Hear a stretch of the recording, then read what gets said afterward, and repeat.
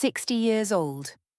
The milestone used to sound monumental, but as I sat in the sun-drenched living room of my New York home, sipping my first cup of coffee and watching the light filter through the maple trees outside, it simply felt like peace. The quiet kind of peace you earn after decades of relentless budgeting, strategic saving, and careful planning. My life was a simple, elegant routine now. Morning coffee, a few hours spent in the backyard garden coaxing impossible roses into bloom, followed by a long, invigorating walk around the Upper East Side neighborhood. My husband, Richard, a man as supportive as he is quiet, was happily engrossed in his retirement projects, mostly building elaborate bird feeders that seemed to attract every species within a 10-mile radius. I had meticulously built this calm life, and its foundation was financial stability. I had spent years working as a financial controller, watching people make disastrous choices and learning precisely how to avoid them. I was known for being wise, frugal, and calm, a reputation I cherished and actively maintained. What almost no one knew, not even Richard, was the true extent of my preparation. While most people worried about fluctuating stock markets, I had been quietly, diligently saving. My retirement fund wasn't just healthy, it was robust. I had over $2 million tucked away in diversified, low-risk accounts, enough to cover every imaginable scenario, from medical needs to leaving a substantial legacy. It was my fortress, built brick by careful brick. My mindset was one of quiet, fierce pride. Peaceful, yes, but intensely protective. I knew the world, especially the family world, was full of people who saw a comfortable retiree and immediately saw an untapped source of funds. But I was prepared. No one, absolutely no one, was going to touch my money. The quiet hum of my morning was broken not by the market opening bell, but by the frantic vibration of my phone. It was my daughter, Claire. Claire, 35, kind-hearted, and occasionally a little too naive when faced with emotional pressure, especially from her husband's side of the family. "Mom, sorry to call so early," she began, her voice edged with nervousness. "It's fine, dear. Is everything all right? You sound worried." There was a pause, a telltale sign that she was being coached or was rehearsing a difficult line. "Well, everything's fine, but I had a chat with Margaret yesterday, and she brought up retirement savings. It made me realize I don't really know how much you have saved up." I felt a small inward smile tug at the corner of my mouth. Margaret, Claire's mother-in-law, was already at work. Claire would never ask such a direct, invasive question on her own. Margaret was the definition of greedy, shameless, and always ready to exploit others financially under the guise of family support. I kept my voice light, reassuring, and completely untruthful. "Oh, darling, nothing too exciting. You know how frugal your father and I are. We're being sensible. I've probably got around $200K tucked away. Enough for medicine, the essentials, and maybe a nice cruise in 5 years if the market holds." "Why do you ask?" Claire sounded instantly relieved, but also slightly deflated. "Oh. Okay. No reason. Just checking in." Margaret made it sound like, well, like you were sitting on a mountain of cash, but that sounds sensible, Mum. Very sensible. "Sensibility is what keeps the lights on, dear," I replied, allowing a gentle laugh. "Now go enjoy your morning. I'm off to prune the hydrangeas." I hung up, my fingers already tapping on my desk's hidden control panel, pulling up my investment dashboard. The 7-figure balance stared back at me. I thought to myself, I have prepared well for my old age, and that is exactly why no one can touch this money.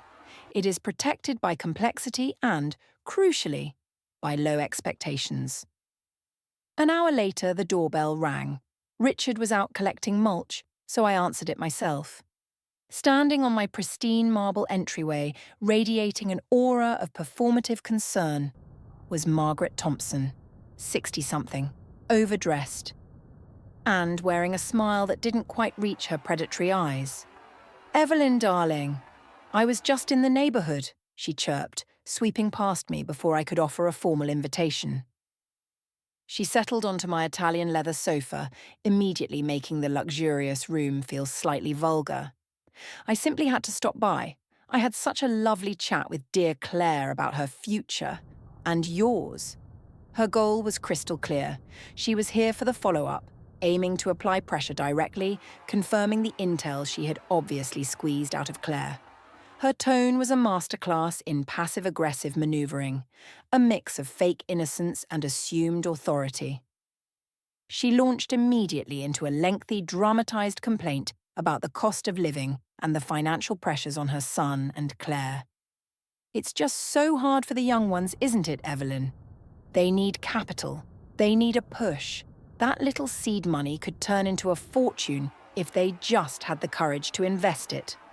She leaned in conspiratorially. You know, I told Claire that even a portion of your retirement funds, say $100K, would be life-changing. You're such a successful woman. You could easily recoup that. You'd barely notice it. She suggested Claire borrow money from me for a vague business opportunity or a down payment on a larger home. Then she brought out the real weapon, the grandchild. It's about legacy, Evelyn. You see, I've done so much for my side of the family, and now it's time for the younger generation to step up. Even retirement money should be shared with your grandchild. Think of little Timmy's college fund. He deserves the best. And you know how fast tuition is rising. Her voice was thick with manufactured sincerity, implying that if I didn't comply, I was actively denying my own grandchild a good future. It was pure, unadulterated exploitation masked as familial love. I poured myself a glass of iced tea, slowly, my movements deliberate. I smiled, a genuine, calm smile. Margaret, that's a very generous thought. Using my funds for Timmy, I said, taking a measured sip. But I think you misunderstand the nature of retirement. I've done the calculations. That $200,000 I mentioned to Claire, that's for my actual survival, my end-of-life care, medical co-pays, and eventual assisted living costs. You see, Richard and I are both 60 plus. We need a very secure buffer. I paused, letting the word buffer sink in. The greatest gift we can give Claire and Timmy, I continued, my voice firm yet gentle, is not a handout, but the certainty that they will never have to financially support us. I have secured my future so they can focus entirely on theirs. Margaret's face, usually so composed, tightened. She had expected guilt, not a financially sound argument based on self-sufficiency. My calm demeanour and matter-of-fact tone had already given me the upper hand.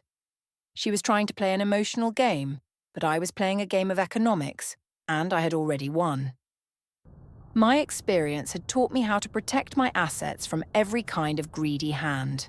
Margaret, sensing her subtle approach had failed, switched tactics, using direct psychological pressure. Evelyn, please. We're family. And frankly, $200K for 2 healthy adults, that's excessive. You're retired. You don't need the capital growth. Claire is young. She needs the leverage. Don't you think it's a daughter's duty to help her children get ahead? I know I sacrificed everything for my son. She stressed my age, hoping to trigger the fear of irrelevance. You're 60, Evelyn. You won't need to draw on those funds for years, and even then, Richard's pension is lovely. It seems rather selfish to hoard resources that could be creating generational wealth for Timmy right now. I met her gaze, placing my glass down. I refused to let her shame me. Margaret, I said, my voice dropping slightly, turning the conversation clinical. Let me clarify my principles. My funds are structured to appreciate, not to be depleted prematurely.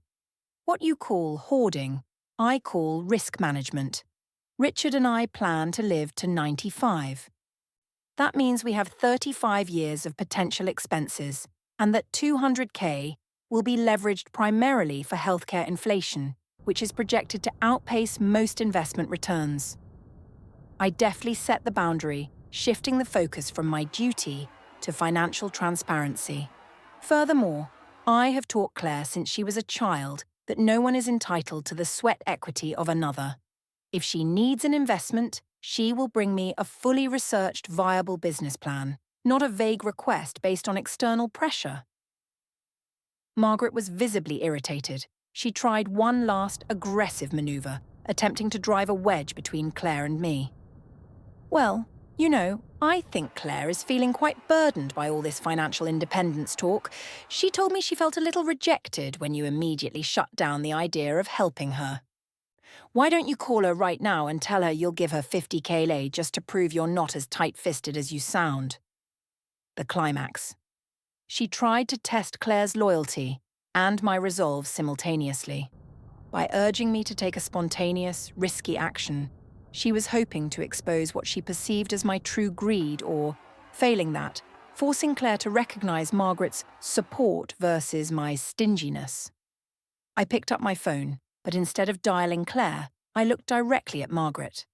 I think, Margaret, that we should both call Claire and Richard and ask them to come over immediately. There are some financial principles we need to discuss as a family to ensure everyone understands the true meaning of financial responsibility and family ethics. Margaret went pale. She had come prepared for a private manipulation session, not a public, formal family meeting led by a financial controller. Claire, alerted to the crisis by my firm voice, arrived moments later with Richard, who simply stood by me, silently supportive. The four of us were now gathered in the living room. The tension was thick, but I was completely at ease. I wasn't angry. I was teaching. "Thank you for joining us," I began, addressing Claire and Richard, completely bypassing Margaret for the moment. Margaret and I were having a conversation about long-term family finances, and it highlighted a few principles I need to reinforce. I turned to Claire. "Claire, when you asked me about my savings this morning, I gave you a low conservative number. I did that deliberately because when people know the full extent of your resources, they often see you as a solution to their problems, not as a source of wisdom." Financial principles. The greatest financial truth is this: carelessness leads to failure. Margaret, you suggested Claire take 100,000 tons from our nest egg for a vague investment. That is carelessness. That money has a job. It's mitigating the risk of our protracted old age. If we fail, Claire inherits not freedom, but a financial burden. Ethics and responsibility. The second truth is that no one, absolutely no one, is allowed to exploit others. Margaret, pressuring your daughter-in-law to pressure her mother for funds, using the grandchild as leverage, is not support. It is financial exploitation. I looked directly at Margaret, my voice losing its gentle tone and becoming the decisive tone of a CFO. Your suggestion to borrow money for a business, Margaret, without collateral, a business plan, or a timeline for repayment is not investment advice. It's an appeal for a handout. It is unethical. Practical advice for Claire. I softened my gaze toward my daughter. If you follow Margaret's advice, Claire, and take an unsupported risk with borrowed family funds, you don't just risk the money, you risk the relationship. You risk our peace of mind, and you risk your own independence. That is a far greater harm in the long run. The silence that followed was heavy with realization. Claire looked from her mother-in-law's suddenly defensive posture to my calm, resolute face. She saw the truth of the emotional manipulation laid bare by a simple financial audit of intentions. Margaret, embarrassed and caught in the act, finally mumbled, "I was only trying to help them get started." "Help them securely, Margaret," I corrected her gently. Not recklessly. Both Margaret and Claire were visibly affected. Margaret was humiliated, realizing her cheap tactics were transparent to a woman who had spent her life managing complex finances. Claire was embarrassed, recognizing the extent of her mother-in-law's greed and my wisdom. She had been naive, but she was learning quickly. I let the awkward silence settle for a few more moments, then delivered the final, non-negotiable twist. "Now," I said, retrieving a thick folder from the drawer of the side table. "Regarding my finances, I've decided to be fully transparent, not because Margaret demanded it, but because Claire and Richard deserved to understand the planning. I laid out the documents, a detailed investment ledger showing the true $2 million balance segregated into a long-term trust. The documents showed everything: the diversified bonds, the real estate holding structure, and the ironclad legal protection. Margaret thought she was manipulating me, or at least setting me up to be manipulated, by having Claire probe for funds. What she didn't know is that every decision, every account, and every legal clause in this portfolio was prepared years ago, not just for my retirement, but to withstand exactly this kind of pressure. I picked up the key document, the trust deed, which included a strict no-loan clause to non-lineal descendants, specifically designed to exclude any spouse's family from making a claim. All documents and investment plans were prepared by Richard and me years ago. The funds are legally inaccessible for anything other than our medical or living expenses. Margaret, you might have thought you were strategizing for a handout, but you were merely acting out the exact scenario I planned for. Everything had been part of Evelyn's plan. Margaret stared at the paperwork, her face slack with defeat. She realized her time was wasted, her greed exposed, and her target utterly impenetrable. Evelyn was not only in charge, she was 7 steps ahead. Margaret and Claire realized Evelyn was resolute, and they must back off. I smiled again, this time a smile of genuine contentment. I will gladly advise you on financial strategy, Claire, and I will gift money when it serves a genuine calculated purpose, like a down payment on a home, provided you have your own 20% savings, but I will never be exploited. Margaret left shortly after, muttering a strained goodbye. Her aura of authority evaporated. Claire stayed behind, tears welling up, but they were tears of understanding, not sorrow. "Mom," she whispered, hugging me fiercely. "Thank you. I'm so sorry." "You have nothing to apologize for, darling. You were being tested, and now you have learned the most important lesson in life: the value of wisdom, independence, and protecting yourself." I continued my peaceful life, unburdened. Claire learned the value of genuine financial wisdom and self-reliance, forever protected from the schemes of others. The fortress was secure, the peace was preserved,